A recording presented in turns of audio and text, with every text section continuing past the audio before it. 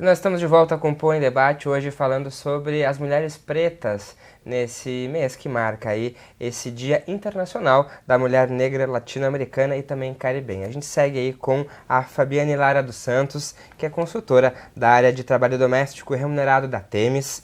Junto a ela também a Adriana Santos, que é coordenadora de Direitos e Promoção de Igualdade Racial da Prefeitura de Porto Alegre. Também a Maísa Lemos, que é griot do projeto Afro Ativos aqui na capital, lá na Lomba do Pinheiro. E se junta a gente agora a Caroline Moreira, que é secretária adjunta de Justiça, Cidadania e também Direitos Humanos aqui do estado do Rio Grande do Sul. Caroline, obrigado pela presença, de vir aqui conversar com a gente um pouquinho também. Obrigado. A gente estava falando no bloco passado aqui sobre empoderamento, sobre as histórias, realmente, que muitas mães passam para as filhas também, de mostrar que elas podem mais. Sim. Uma coisa que uma vez tu falou e me chamou muita atenção foi o poder da voz, né? Como a voz é importante, como isso sempre te colocou, né, no lugar onde tu tá e tu nunca te silenciou. Como ajudar outras mulheres também a entender isso, a importância disso? Bem-vinda. Ai, obrigada. Para mim é uma honra estar aqui, né, com essas mulheres incríveis. Estar entre mulheres negras é sempre algo que mexe com a gente, então, para mim, me sinto muito honrada por esse convite. Então, a voz, na verdade, né, a oralidade, que a gente poderia falar, ela é o que nos manteve até aqui. Né? Foi através da oralidade que nós conseguimos manter nossas religiões, conseguimos manter a nossa comunicação, conseguimos montar nossas estratégias. Então, como a gente teve esse rompimento histórico, né, de apagamento, invisibilidade da nossa história, da nossa cultura, e tudo isso também interfere na alfabetização de pessoas negras, a oralidade ela tem uma força muito maior do que a gente pode imaginar em relação à nossa manutenção, né, e sobrevivência até o momento atual. Então, falar para nós, o colocar a nossa voz, tem essa entonação, tem nesse DNA aí uma força, né, uma força de resistência. E colocar a voz no mundo não é algo muito fácil, porque nós temos um processo aí de racismo estrutural que faz com que as nossas vozes sejam silenciadas. Como a gente faz para colocar isso? Eu acho que a educação, né, das mulheres negras, desde a nossa casa, da nossa família, as nossas conversas de domingo. Eu acho que é nesses momentos que nossos avós, nossas tias, nossas mães se posicionam também e fazem com que a gente naturalize, né, esse lugar da voz. E aí, quando a gente chega em ambientes hostis, como universidades, ambientes de trabalho, a gente percebe que a nossa voz tende a ser silenciada. Mas isso não... Como é que a gente pode dizer assim, como é que a gente faz para atuar com a nossa voz? É só sendo nós mesmas mesmo, nos colocando no mundo, né, com uma autoestima mesmo de não deixar ninguém passar por cima, porque sim, vão tentar, isso já é histórico. Para mulheres já existe o silenciamento, mulheres negras mais ainda. Então a gente precisa sempre colocar ali a nossa voz, colocar a nossa opinião. Quando começar a falar e for interrompida, com licença, por favor, espere eu terminar de falar. E a gente vai se posicionando, chega um momento que a gente não precisa mais se posicionar. Tem um momento que as pessoas vão pelo menos te ouvir, mesmo que elas não concordem. Né? E a nossa voz ele tem esse poder histórico, esse poder de nos ter colocado e nos ter permitido estar até aqui. Pois é, e muitas vezes, muitas pessoas utilizam do argumento de que a mulher é muito violenta, a mulher tá gritando, a mulher, olha o jeito que ela tá falando. Mas a senhora, com o tempo, sua experiência também, o que pode nos dizer sobre isso? Porque é muita resistência por tanta coisa que vocês passaram. Mas a gente traz das nossos ancestrais essa coisa, porque, por exemplo, voltando lá atrás, né, nas senzalas, por exemplo, o que o negro podia fazer? Se reunir, conversar, falar, passar um para o outro. Então, ali as histórias orais foram se criando, porque a nossa história toda é mais oral, não tem nada escrito em lugar nenhum, e o que está escrito é escrito pelo branco, né? Então a gente vem com essa coisa de passar oralmente para o neto, para o filho, para a filha, as nossas histórias e os nossos pareceres, né? Porque eu acho que deve ser assim, porque eu acho que tinha que ser assado, e isso vai criando personalidade neles também, e vai seguindo, e eles também, né? Minha neta fala muito mais que eu. Olha que eu acho que eu falo pra caramba, né? Mas minha neta fala mais que eu. E toda essa coisa foi que a gente guardou por dentro. Eu, por exemplo, sempre falo na minha pessoa, no meu sentimento, que guarda por dentro muita coisa. Porque a gente guardou muita coisa. A gente guardou as dores que a gente trouxe dos antepassados, que a gente tem e nem sabe que tem, né? que são traumas que a gente já trouxe, e mais do que a gente viveu, a gente mulher, mãe de 6 filhos, mulher negra de periferia, bota dor em cima de tudo isso, né? E aí, então, se tu não berra, se tu não fala, passa por cima de ti que nem o trem, né? Então é isso que a gente traz, é o falar. Eu tenho o direito de expressar meu pensamento, esteja certo ou esteja errado, mas é um direito meu, né? Então não deixa ninguém te calar, fala. Se tu tiver certa, beleza, se tu tiver errada, tu vai aprender, né? E não ter medo de falar em lugar nenhum. Que aprendizado aí. E, Adriana, para manter tudo isso, assim, é fundamental que a gente tenha políticas públicas, né? Sem dúvida. E até, tu falavas aí no intervalo, dessa importância de articular com o governo do estado também, parcerias, para poder até a gente falava também, né, antes, né, Fabiane, como essas políticas são formadas. Tendo mulheres negras que vão entender como que já é um grande passo aí para formar essa política. Exatamente, Felipe. Eu tenho pensado nisso muito. Eu assumo a coordenadoria em 2021, abril de 2021, na gestão atual do prefeito Melo.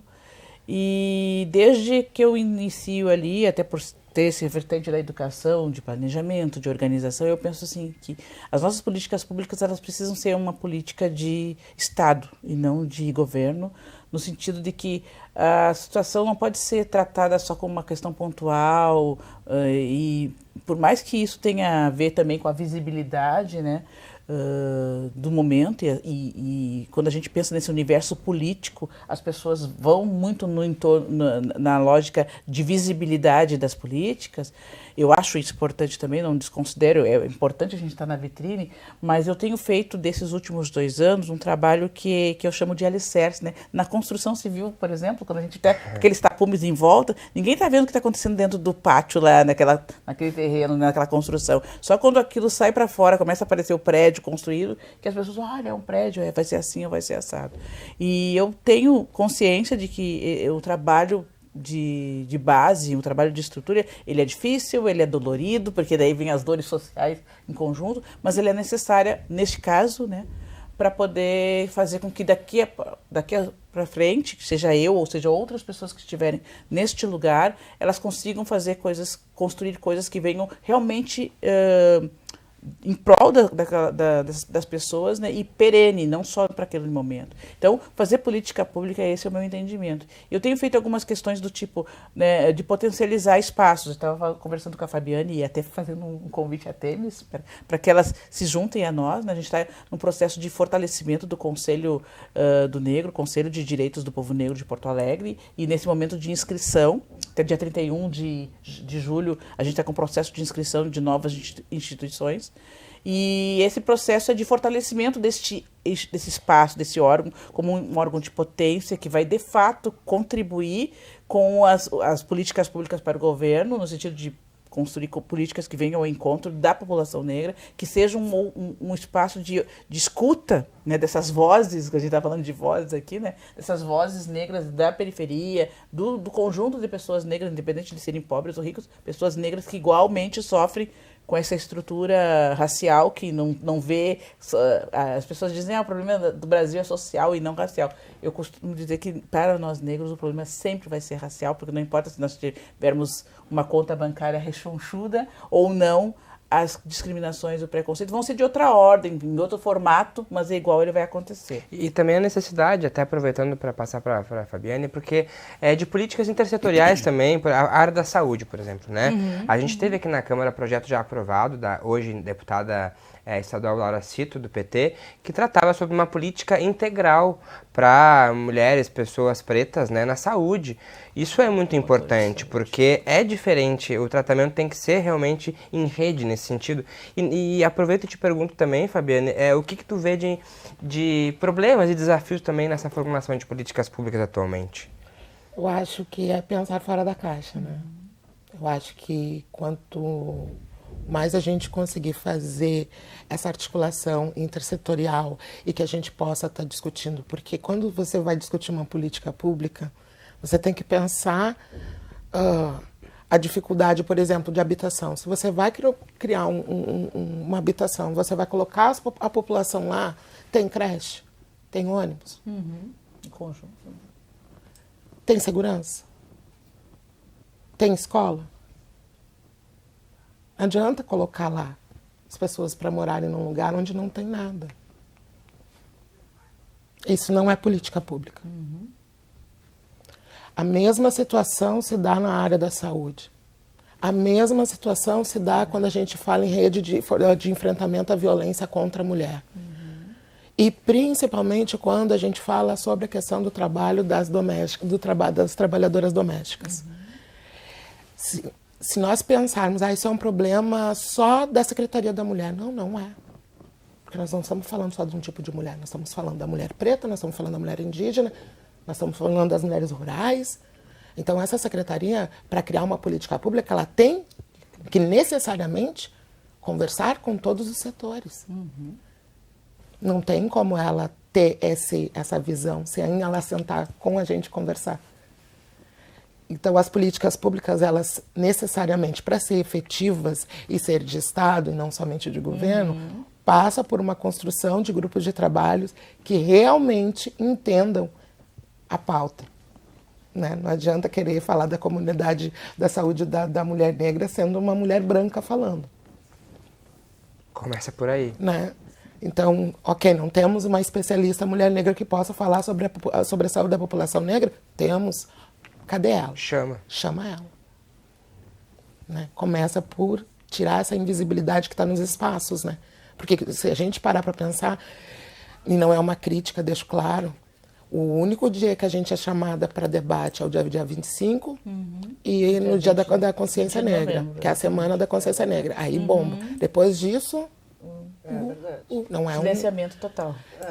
Isso também quer dizer que, é uma pauta específica não, essa é uma pauta que se a gente tivesse o costume, quando eu falo por educação, a gente conseguir furar a bolha e falar mais vezes, com mais frequência e trazer esse debate mais latente, a gente conseguiria avançar muito mais nas políticas, na construção e também na questão educacional. E quando a gente fala de educação, a gente está falando da sobrevivência dos nossos filhos e filhas.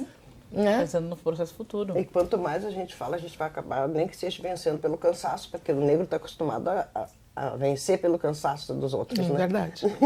É que nem a questão agora do afroempreendedorismo, é uma moda, né? Uma fala que vem num espaço de empreender e etc. Mas quais as condições que é esse empreender? O que essas pessoas, principalmente as mulheres que... Qual o subsídio que elas ganham para realmente elas acessarem Exato. empréstimo, para elas poderem fazer uma gestão financeira mais adequada, Exato. Conforme o seu empreendedorismo. Largar para fazer o artesanato, tá ótimo. Então, tu já tendo para quem vender, tá tudo certo. Não, não é assim. De se pensar no desafio da cadeia como um todo. E a Caroline sabe um pouco disso também, né? Sim. Saiu e tem essa veia empreendedora e agora está trabalhando no governo do estado, de entender também esses processos e hoje pensar em políticas públicas. Como é que é para ti estar à frente disso? Para mim é uma responsabilidade gigante, né? Porque a gente trabalha nos direitos humanos à ponta. E antes da ponta tem todo um iceberg conjunto, né, que faz uma interligação. A gente não pode pensar no empreendedorismo sem antes pensar na base desde a escola, que não tem educação financeira, que dentro das escolas já nós temos alguma questão que a gente não fala sobre empreender, a gente fala sobre profissão, né? A gente não fala sobre... Empreendedorismo é algo novo. Nenhum país incentiva o filho a ser empreendedor. O empreendedorismo, ele nasce de uma necessidade, né, de sobrevivência, né, muitas vezes. Então, a gente sobrevive de forma intuitiva e não estrutural para manter o negócio e fazer a máquina girar, né? Então, ela acaba vivendo no empreendedorismo muito no lugar da sobrevivência. Vende o almoço para ter a janta. Né, para ter a janta. E pensar nessas políticas públicas é pensar desde essa base, que vem desde a educação, que vem desde essa saúde. Qual é a saúde dessa mulher para ela poder dar conta de, às vezes, trabalhar fora, chegar em casa e fazer um salgadinho para vender, levar para a escola do filho. Muitas pessoas que se envolvem para conseguir fazer um empreendedorismo dar certo, porque a mulher não consegue sobreviver apenas do empreendedorismo, porque falta realmente a oportunidade de potencializar esse negócio, né? A gente percebe, assim, em determinados espaços, as pessoas conseguem colocar ali um container que seja do seu negócio, mas a gente não conseguiu ainda ter um container de pessoas pretas em lugares de destaque. Né? Na cidade a gente não tem, em shoppings, loja de mulheres negras, colaborativas, por exemplo. Porque a oportunidade ela não existe, além de ela não existir, é muito complexo a questão financeira. Não existe um lugar dizendo assim, olha, para as mulheres negras nós vamos reduzir os impostos, nós vamos auxiliar o empréstimo, bem pelo contrário, né? A gente tem uma dificuldade de conseguir um crédito. Principalmente nem pensar. Então para pensar tudo isso, não posso pensar apenas no empreendedorismo, tem que pensar toda aquela base que vai estruturar para que esse empreendedorismo ganhe destaque.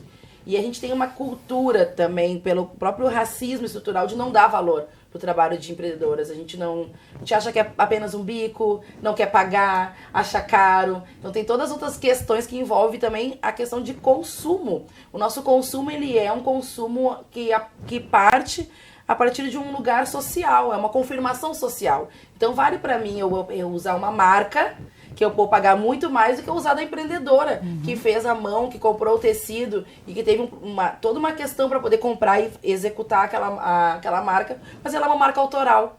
Uma marca autoral não tem o mesmo valor que uma loja de shopping. Então, essas inversões de valores que a gente precisa também repensar. E o repensar não vai ser só na política pública lá em cima, na ponta. É toda essa base que precisa ser retransformada. Então, a responsabilidade ela é grande porque tem pontos de vista diferentes dentro desse lugar político, né? Então, às vezes eu tô ali tentando fazer uma atenção sobre um assunto, mas tem um outro que é mais urgente, a gente precisa apagar um incêndio, e acaba que a política pública, ela acaba andando um pouco um pouco não digo, mas lentamente, não na pressa que a gente tem, né? Na pressa que a gente tem de melhorar, emancipar o nosso povo, inclusive através da economia, porque no momento que a gente tiver dinheiro, a gente consegue acessar um pouco mais espaços, né? Isso não vai excluir preconceito de forma nenhuma, mas o nosso dinheiro nunca é nosso, privado e singular e só meu. Meu dinheiro é meu, é dos meus filhos, é da minha mãe, é da minha tia, é da minha avó. A gente sustenta toda uma cadeia, né? A gente percebe que às vezes uma pessoa negra destaca da família, aquela pessoa negra resolve vários problemas de toda a família, a geladeira que estragou. Tudo nela. Exatamente. E as pessoas, e o familiar também pede, né? Por favor, me ajuda aqui no fogão, me ajuda aqui. E a gente acaba ajudando. Porque o nosso espírito é colaborativo, é de comunidade. A gente não consegue deixar para trás os nossos. Isso não faz parte. Por isso que a gente tá até aqui hoje, né? Porque a gente percebe que se a gente não fizer pelos nossos, ninguém fará. Então, essa responsabilidade também não pode ser só nossa. Essa é uma questão que eu acho muito importante, que repassa a responsabilidade para a mulher. A mulher negra tem que resolver. O problema não está na gente. O problema não está, não é nem nós que deveríamos estar resolvendo. Nós estamos pautando para alguém resolver. A caneta não está na nossa mão diretamente, né? Mas claro que aos poucos a gente está conseguindo mudar. O que eu consigo fazer, né, de mobilidade ali dentro da secretaria, eu estou sempre à disposição, meu gabinete é totalmente aberto. Quero cada vez mais ampliar conversas e fazer políticas transversais. E é algo que eu venho conversando muito com outras secretarias, assim. Converso muito com o penal, com o assistente social, com a educação e com a saúde, que para mim são as bases bem importantes, assim, para a gente pensar na política pública transversal de direitos humanos. Para que a gente consiga estar sempre andando em conjunto, porque não é só ter uma representante para resolver um problema social de racismo estrutural, institucional, uma base que precisa ser levantada. Então a gente vem pensando nisso, primeiramente no letramento, né? Primeiramente o que a gente precisa ali é letrar para que as pessoas entendam a importância de nos ouvir, porque às vezes a gente fala e só falou, reverbera, né? Mas quanto mais a gente falar, como você mesmo disse, né, Fabiana? Quanto mais a gente falar, mais vai naturalizar. Acho que é popularizar também. Exato. Eu acho que quando e essa é uma questão bem dentro da metodologia da TEMES, que foi muito bem estudada, é que quando você vai colocar alguma situação, você não tem que chegar de cima para baixo, mas você tem que ouvir o que aquela pessoa entende daquele. Sim. E qual é a perspectiva dela em relação a isso. Ali você consegue transformar e fazer o tal do letramento, mas a partir daquilo que a pessoa, que aquela mulher está identificando na realidade dela. É mais uma intervenção qualificada. Exato, e é uma troca. Eu acho que existe também uma coisa que tem que ser dita, porque parece que as pessoas estão achando que esses nossos movimentos são modismos. Vai passar. Deixa eles, porque vai passar. Não vai passar, né? Então eles têm que entender que a gente quer se perpetuar, a gente quer plantar e quer colher, né? E não é um modismo, não vai passar. Não adianta nos chamar só no Dia da Consciência Negra, porque o ano inteiro a gente está trabalhando, a gente está batalhando. Conversando. Né? O Rio Grande do Sul ele tem essa tradição, apesar de ser o estado mais racista, como é chamado lá fora, né? E é verdade, Essa é a verdade. do nosso território nacional, mas também é aqui que nascem as grandes lutas, né? As grandes discussões, já visto o nosso movimento negro forte, potente, que trouxe para o restante do país, inclusive, exemplos de ações que aqui nasceram nas conversas, nos encontros, nos espaços de discussão.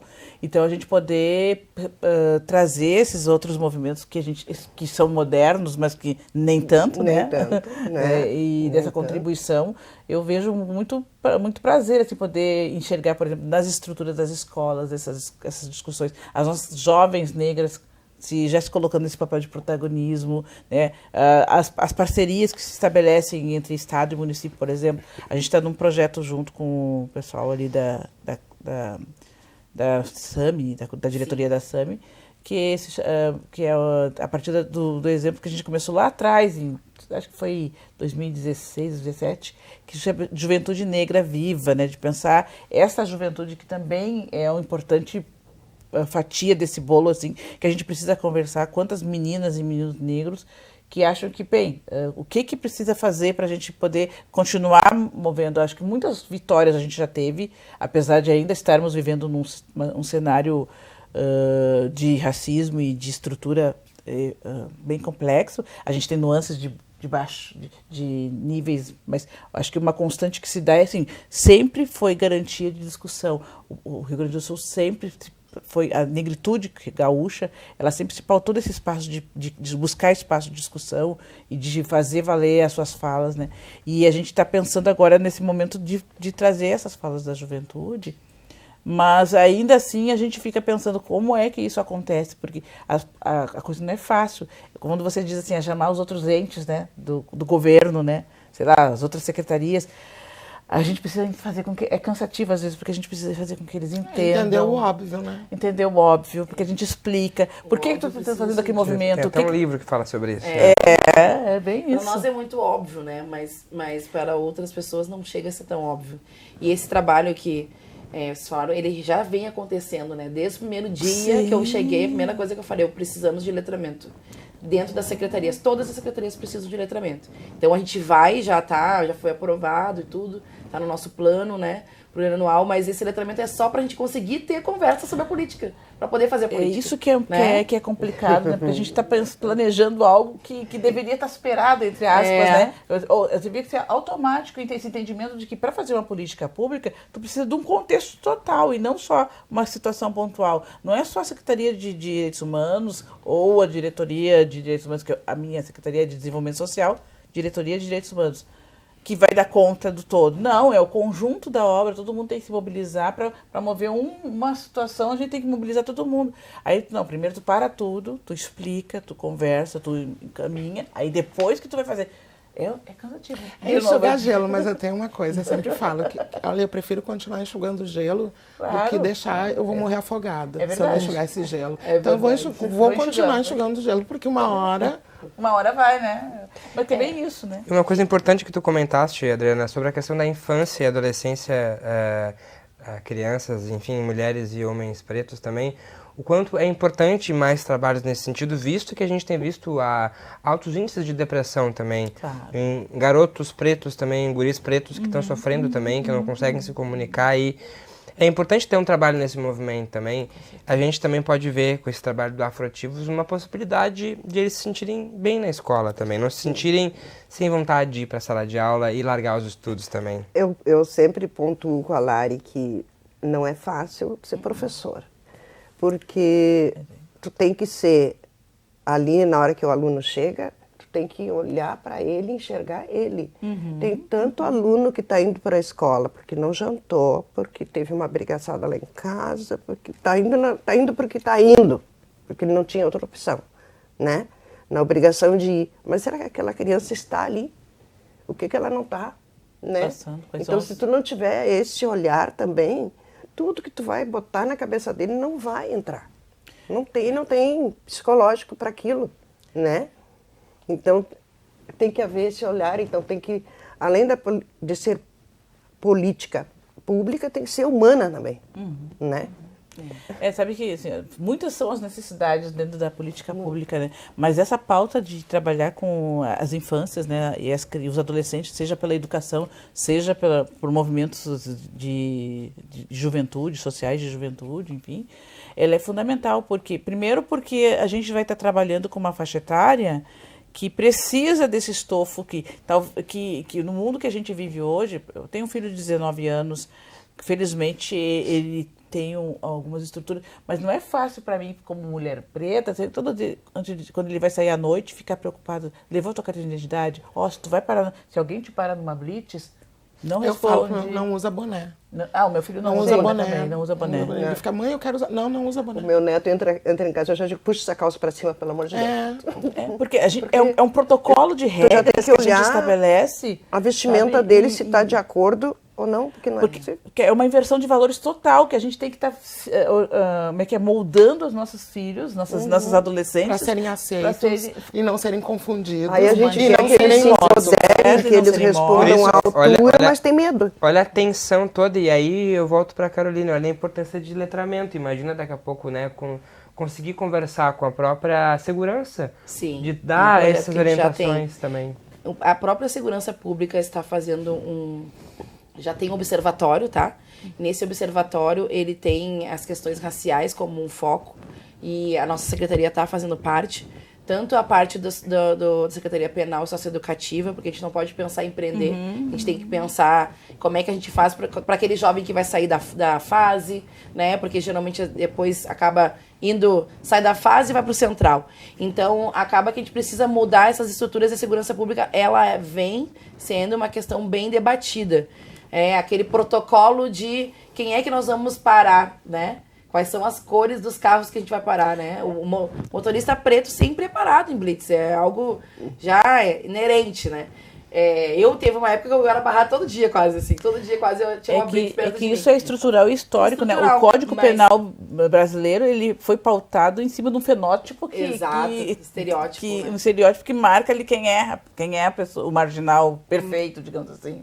A única coisa que eu posso falar dentro do que eu venho acompanhando, né? Eu não tô há tanto tempo no governo, tô há 7 meses, mas eu já acompanhei diversas discussões, notas técnicas que estão tendo, tanto nesse socioeducativo penal, tanto na segurança pública, e nós, direitos humanos, estamos entrando, né, para trazer esse olhar, inclusive, para agregar, fazemos parte dos comitês, tá tendo uma atenção específica para essas questões raciais, porque é necessário. A gente não pode fingir que isso não acontece, porque acontece, né, o tempo inteiro, e a gente precisa mudar. E a gente sabe que tem vários batalhões, tem um batalhão que é um pouco mais agressivo, dependendo do bairro, né? Dependendo do bairro, o batalhão é mais agressivo, então a gente precisa reavaliar isso, né?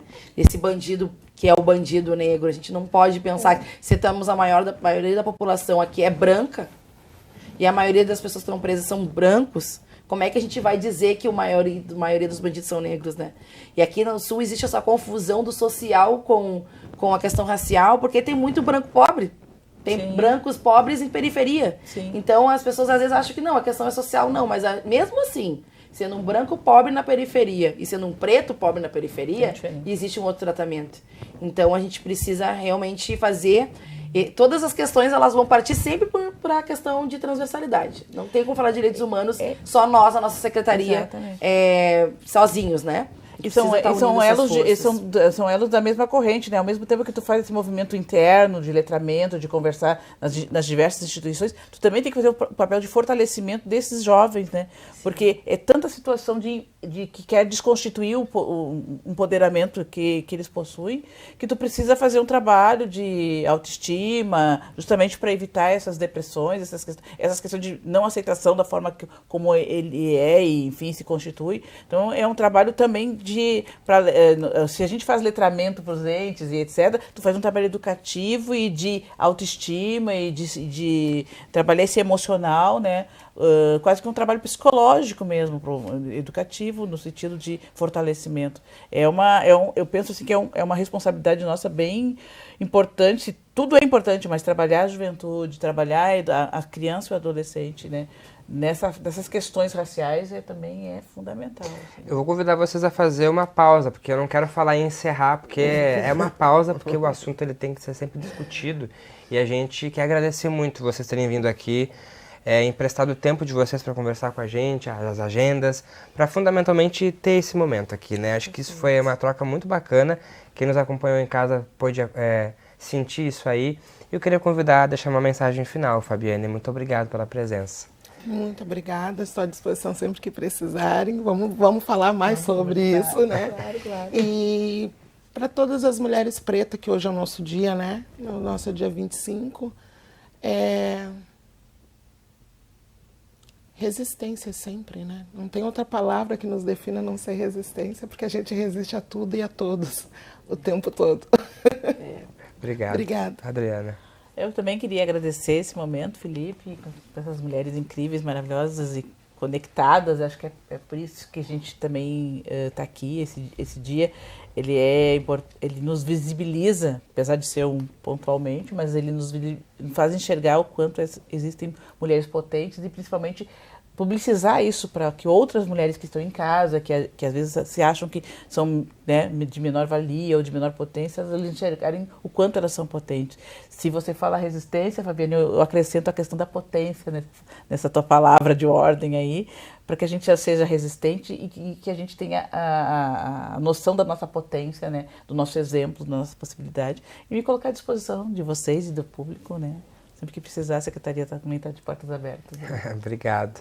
Dona Maísa. Eu agradeço muito, muito. Eu tenho vindo, assim, numa trajetória de agradecimento, sabe? Porque chegar aos 67 anos e estar participando de coisas que eu nunca imaginei. Eu estou realizando sonhos que eu não sonhei. Que legal. Né? Então, por exemplo, lá na escola, agora, a partir do Afroativos, se criou a matéria afrobetização. É como se fosse português, matemática e afrobetização, desde o pré. Imagina, isso é maravilhoso, né? Porque é um pedacinho da Lomba do Pinheiro, mas aqueles alunos vão sair dali e vão levar para outros lugares o que eles aprenderam ali. E eu chego na escola, as crianças vêm tudo correndo, Dona Maísa, sabe? Identifica. Para mim é uma coisa muito íntima minha, assim, uma realização, e poder dizer que eu estou deixando um caminho para os meus netos, né? Para meus bisnetos, que veio agora, um caminho diferente do meu, sabe? Que eu queria muito, assim, tipo, dizer que a minha satisfação não é por mim, é pelos meus que não conseguiram chegar até aqui, que pereceram neste caminho, né? E eu cheguei, né? Que ótimo. Então a honra é deles também. E muito obrigada, muito obrigada. Se vocês precisarem de mim para qualquer coisa, estou à disposição. E vou fazer um merchandisezinho. Por favor. Eu tenho uma página de poesias, Maísa Lemos Poesias, se vocês quiserem olhar lá, pode dar opinião.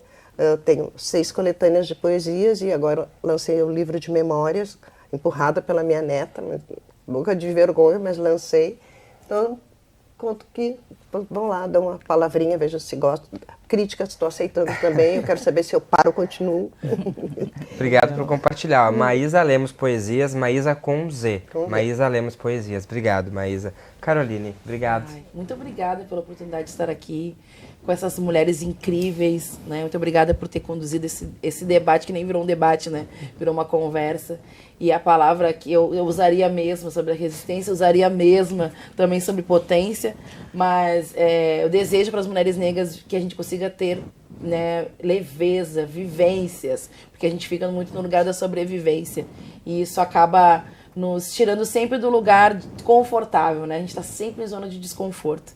E aí faço uma provocação também para que as pessoas não negras consigam exercer a empatia, né? E consigam se colocar também à frente responsável por essa pauta, que ela não é uma pauta só nossa, né?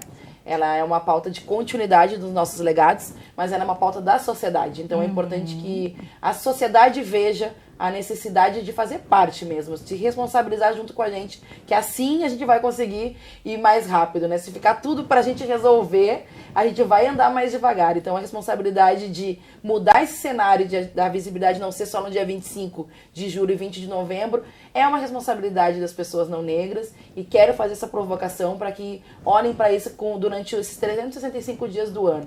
E que a gente tenha mais leveza na nossa vida, que a gente consiga ter mais mais bem viver, né? Eu acho que é isso que eu desejo para nossas juventude, para nossas crianças e para nossas mulheres negras. Eita, Obrigada. isso aí, dado o recado, obrigado, muito obrigado a vocês todas, muito obrigado a você que nos acompanhou, não esqueça que este e outros programas você acompanha por meio das nossas redes sociais. Mais informações sobre a Câmara de Vereadores no site do Legislativo.